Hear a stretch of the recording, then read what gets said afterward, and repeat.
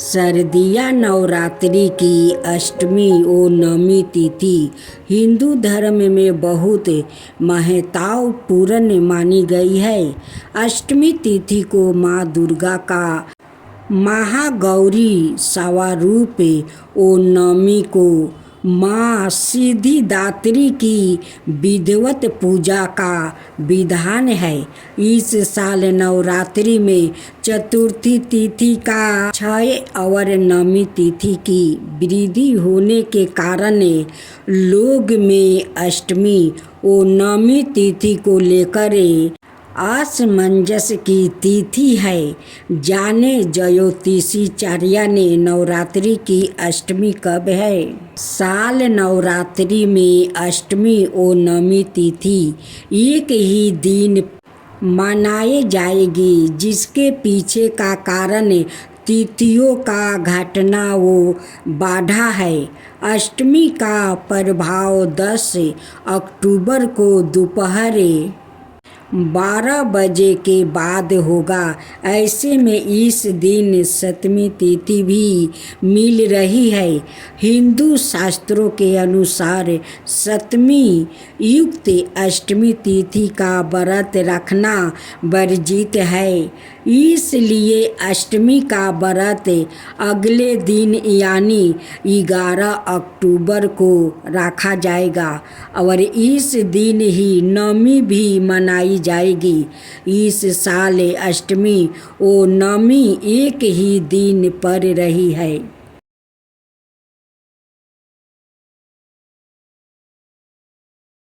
नवमी में कन्या पूजन कथा। चैत्रा नवरात्रि हो या शारदीय, दोनों में ही कन्या पूजन का विशेष महत्व है। नवरात्रि के दौरान व्रत रखने वाले भक्त अष्टमी या नवमी तिथि को कन्या पूजन करते हैं और कन्याओं को भोजन करवाते हैं। कन्या पूजन की यह परंपरा सदियों से चली आ रही है, लेकिन इसकी शुरुआत कैसे हुई और कन्या पूजन का महत्व क्या है, इसके बारे में आइए विस्तार से जानते हैं। कन्या पूजन साल 2024 में चैत्रा रामनवमी की शुरुआत 9 अप्रैल से हुई थी और चैत्रा रामनवमी का समापन 17 अप्रैल को होगा, यानी 16 अप्रैल को अष्टमी तिथि होगी और 17 अप्रैल को नवमी तिथि। भारत के अलग अलग राज्यों में कन्या पूजन की तिथि भी अलग अलग है। कुछ भक्त अष्टमी तो कुछ नवमी के दिन कन्या पूजन करते हैं। अब कथा। पौराणिक शास्त्रों के अनुसार इंद्र देव ने ब्रह्मा जी के कहने पर कन्या पूजन किया था। दरअसल इंद्र देव देवी माँ को प्रसन्न करना चाहते थे। अपनी इच्छा को लेकर इंद्र देव ब्रह्मा जी के पास पहुँचे और उन्हें माता दुर्गा को प्रसन्न करने का उपाय पूछा। ब्रह्मा जी ने इंद्र देव से कहा कि देवी माता को प्रसन्न करने के लिए आपको कन्याओं का पूजन करना चाहिए और उन्हें भोजन कराना चाहिए। ब्रह्मा जी की सलाह के बाद इंद्र देव ने माता की विधि विधान से पूजा करने के बाद कुंवारी कन्याओं का भोजन किया और उन्हें भोजन करवाया। इंद्र देव के सेवा भाव को देखकर माता प्रसन्न हुई और उन्हें आशीर्वाद दिया। ऐसा माना जाता है कि तभी से कन्या पूजन की परंपरा शुरू हुई। कन्या पूजन का महत्व। नवरात्रि में माता दुर्गा के 9 रूपों की पूजा होती है।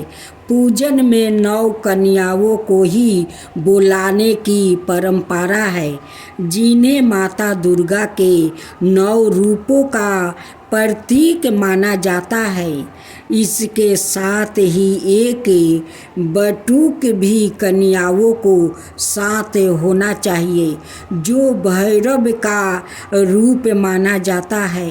जो भी भक्त विधि विधान से माता की पूजा आराधना करते हैं और कुंवारी कन्याओं का भोजन कराते हैं, उन्हें माता का आशीर्वाद प्राप्ति होता है। कन्या पूजन करने से माता की कृपा अपरंपार बनी रहती है और घर परिवार में सुख समृद्धि रहती है।